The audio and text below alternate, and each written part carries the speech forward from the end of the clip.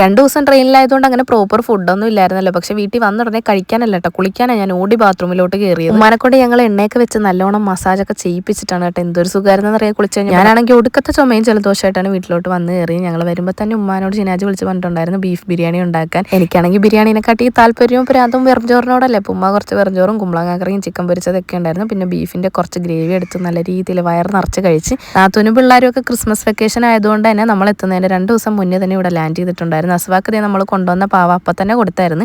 അവളപ്പം തന്നെ അതിനെ നശിപ്പിക്കുകയും ചെയ്തു. ചോറ് നിന്ന് കഴിഞ്ഞ് 2 ദിവസം ഉറക്കം ശരിയാവാത്തതിന്റെ ക്ഷീണം അങ്ങ് കിടന്നുറങ്ങി തീർത്ത് വൈകുന്നേരം ആയപ്പോഴത്തേക്ക് നമ്മൾ ജ്വല്ലറി വരെ ഒന്ന് പോവാണ്. ഞാൻ വന്നിട്ട് പോകാൻ വേണ്ടിയിട്ട് നാത്തും വെയിറ്റ് ചെയ്ത് നിൽക്കുമായിരുന്നു കേട്ടോ. നമ്മളും പിന്നെ പൊന്നും ഉണ്ടായിരുന്നു. കുഞ്ഞി വർക്ക് ചെയ്യുന്ന ജ്വല്ലറിയിലാണ് കേട്ടോ നമ്മൾ പോയത്. എന്താവശ്യത്തിന് നമ്മൾ ഇവിടെ തന്നെയാണ് വരുന്നത്. ചെറിയതിന്റെ മഹർമാല പൊട്ടിയായിരുന്നു, അപ്പോൾ അത് മാറ്റാൻ വേണ്ടിയിട്ട് വന്നതാണ് കേട്ടോ. ഇപ്പോഴത്തെ സ്വർണ്ണ വിലക്കൊന്നും ആരും മാറ്റത്തില്ല. പക്ഷെ എന്ത് ചെയ്യാനാണ്, ഇതിങ്ങനെ അഴിച്ചു വെച്ചിട്ടും കാര്യമില്ലല്ലോ. അപ്പോൾ ഹസ്ബൻഡ് അല്ലുവിൻ്റെ ഒക്കെ 1-2 കമ്മലുണ്ടായിരുന്നു, അതൊക്കെ കൊടുത്തിട്ടാണ് മാല മാറ്റിയെടുത്തത്. നല്ല നല്ല കുറച്ച് മോഡൽസ് ഒക്കെ ഉണ്ടായിരുന്നു കേട്ടോ. എനിക്ക് അതിൽ ഏറ്റവും ഇഷ്ടപ്പെട്ടത് എൻ്റെ കയ്യിലിരിക്കുന്ന ഈ ഒരു മോഡലാണ്. കുറച്ച് വണ്ണവും ഇതൊക്കെ ഉണ്ട്, പക്ഷെ എനിക്ക് കണ്ടപ്പോൾ ഭയങ്കര ഇഷ്ടപ്പെട്ട്.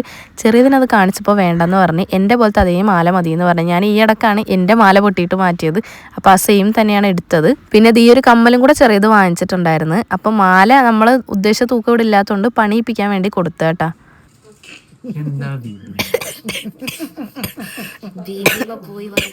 ഇപ്പൊ അവിടെ ഇരുന്നില്ല, അവന്റെ പെങ്ങളാണ് കേട്ടോ ഈ പൊന്നു. അപ്പോൾ അവര് ബില്ല് സെറ്റിലാക്കുന്ന സമയത്തിന് ഞാൻ അല്ലുവിനെയും കൂട്ടി വേഗം അടുത്തുള്ള സൂപ്പർ മാർക്കറ്റിൽ പോയി. എനിക്ക് 1-2 അച്ചാറൊക്കെ വാങ്ങാൻ വേണ്ടിയിട്ടാണ്. ഞാനൊരു അച്ചാർ പ്രാന്തിയാണല്ലോ. അങ്ങനെ അവിടുന്ന് വാങ്ങിച്ച് തിരിച്ചു വന്നപ്പോഴത്തേക്കും പൊന്നു ഇതേ സെക്കൻഡ് സ്റ്റേഡ് കുത്താനുള്ള തീരുമാനം എടുത്ത് അപ്പം തന്നെ കുത്തുകയും ചെയ്ത്. ഇപ്പോൾ ഇവിടെ വന്നപ്പോൾ തൊട്ട് വെള്ളം ആങ്ങളേനോട് ചോദിക്കുന്നുണ്ടായിരുന്നു, ഞാൻ കുത്തിക്കോട്ടെ പ്ലീസ് എന്നവൻ പറഞ്ഞു വേണ്ടാന്ന് പറഞ്ഞ്. പിന്നെ എങ്ങനെയൊക്കെ അവൻ സമ്മതിച്ച് അവൾക്ക് അത് കുത്തി. ഞാനാണെങ്കിൽ ആ സമയത്തൊക്കെ ചുമച്ച് എൻ്റെ പൊന്നെ പണ്ടാരടങ്ങിയിരിക്കുമായിരുന്നു. അത്രക്ക് സഹിക്കാൻ വയ്യാത്ത ചുമയായിരുന്നു കേട്ടോ. അതുകൊണ്ട് തന്നെ നല്ലൊരു ചൂട് കോഫി കുടിച്ച് എന്തൊരു സുഖമായിരുന്നെന്നറിയാവോ. തൊണ്ടവേദന ഉള്ള സമയത്ത് ഈ ചൂടുള്ള സാധനം കുടിക്കുമ്പോൾ ഒടുക്കത്ത സുഖമാണ്.